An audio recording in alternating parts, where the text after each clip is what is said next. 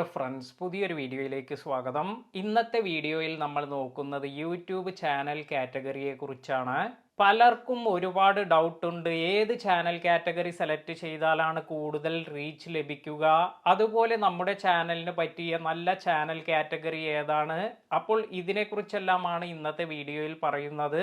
നമുക്കെല്ലാം അറിയുന്നത് പോലെ ഏറ്റവും കൂടുതൽ റീച്ച് ലഭിക്കുന്ന ചാനൽ കാറ്റഗറീസ് ആണ് എന്റർടൈൻമെന്റ്, കോമഡി, അതുപോലെ മ്യൂസിക്. ഇവയെല്ലാം ഒട്ടുമിക്ക യൂട്യൂബേഴ്സും ഈ കാറ്റഗറിയിൽ വരുന്ന കണ്ടന്റ്സ് എല്ലാം ഇഷ്ടപ്പെടുന്നവരും അതുപോലെ കാണുന്നവരുമാണ്. അതിനാൽ തന്നെ ഈ കാറ്റഗറിക്ക് റീച്ചും കൂടുതലാണ്. ഇനി നമുക്ക് നമ്മുടെ ചാനൽ കാറ്റഗറി എങ്ങനെയാണ് സെലക്ട് ചെയ്യുന്നത് എന്ന് നോക്കാം. നമ്മുടെ കണ്ടന്റ് എന്താണോ അതിനനുസരിച്ചുള്ള ചാനൽ കാറ്റഗറിയാണ് നമ്മൾ സെലക്ട് ചെയ്യേണ്ടത്. ചില ചാനലിന്റെ കണ്ടന്റ് കാറ്റഗറി എല്ലാം സെലക്ട് ചെയ്യുക വളരെ ഈസിയാണ്. ഉദാഹരണമായി പറയുകയാണെങ്കിൽ gaming, music, comedy, cars and vehicles, അതുപോലെ പെറ്റ് ആൻഡ് അനിമൽസ്. ഇവിടെ ഗെയിമിംഗ് ചാനൽ ചെയ്യുന്നവർക്ക് ഗെയിമിംഗ് സെലക്ട് ചെയ്യാം. അതുപോലെ മ്യൂസിക് ചാനലാണ് ചെയ്യുന്നതെങ്കിൽ മ്യൂസിക് എന്ന ഓപ്ഷൻ സെലക്ട് ചെയ്യാം. ഇനി കോമഡി ആണ് ചെയ്യുന്നതെങ്കിൽ കോമഡി എന്ന ചാനൽ കാറ്റഗറി സെലക്ട് ചെയ്യാം.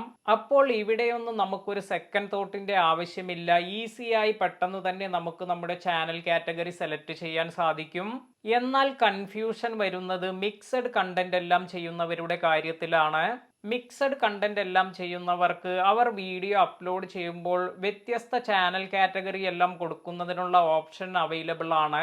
ഓരോ വീഡിയോ അപ്ലോഡ് ചെയ്യുമ്പോഴും ആ വീഡിയോയ്ക്ക് അനുസൃതമായ ചാനൽ കാറ്റഗറി സെലക്ട് ചെയ്ത് വീഡിയോ അപ്ലോഡ് ചെയ്യാം. എന്നാൽ മിക്സഡ് കണ്ടന്റ് കാറ്റഗറി ഒന്നും ചെയ്യാതിരിക്കുന്നതാണ് ചാനലിന് നല്ലത്. വളരെ ഈസിയായ ഒരു ഉദാഹരണത്തിലൂടെ ഇതിനെക്കുറിച്ച് പറയുകയാണെങ്കിൽ, നിങ്ങൾ നിങ്ങളുടെ ചാനലിൽ 3 ടൈപ്പ് കാറ്റഗറിയിലുള്ള കണ്ടന്റ് എല്ലാം അപ്ലോഡ് ചെയ്യുന്നുണ്ട് എന്ന് കരുതുക. എ, ബി, സി എന്നീ 3 കാറ്റഗറിയായി നമുക്ക് ഇതിനെ അസ്യൂം ചെയ്യാം. ഇവിടെ നിങ്ങൾ എ കാറ്റഗറിയിൽ ഒരു വീഡിയോ അപ്ലോഡ് ചെയ്യുമ്പോൾ ബി കാറ്റഗറി അതുപോലെ സി കാറ്റഗറിയിലുള്ള ആളുകൾക്ക് എ കാറ്റഗറിയിൽ നിങ്ങൾ അപ്ലോഡ് ചെയ്ത വീഡിയോസിൽ താല്പര്യമുണ്ടായിരിക്കണമെന്നില്ല. അതുപോലെ ബി കാറ്റഗറിയിലുള്ള കണ്ടന്റ് നിങ്ങൾ അപ്ലോഡ് ചെയ്യുമ്പോൾ എ കാറ്റഗറിയിൽ അല്ലെങ്കിൽ സി കാറ്റഗറിയിലുള്ളവർ ഈ വീഡിയോ കാണണമെന്നില്ല. അപ്പോൾ മിക്സഡ് കണ്ടന്റ് എല്ലാം ചെയ്യുക വഴി നമ്മൾ നമ്മുടെ വ്യൂവേഴ്സിനെ സ്പ്ലിറ്റ് ചെയ്യുകയാണ് ചെയ്യുന്നത്. അതിനാൽ തന്നെ ഇങ്ങനെ മിക്സഡ് കാറ്റഗറിയിൽ കണ്ടന്റ്സ് എല്ലാം ചെയ്യുക വഴി നമ്മുടെ ചാനലിന്റെ ഗ്രോത്ത് നഷ്ടപ്പെടുകയാണ് ചെയ്യുക.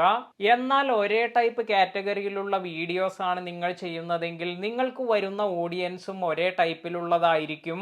അതിനാൽ തന്നെ നമ്മുടെ വീഡിയോസിന് കൂടുതൽ റീച്ച് എല്ലാം കിട്ടുന്നതിന് ഇത് സഹായിക്കും.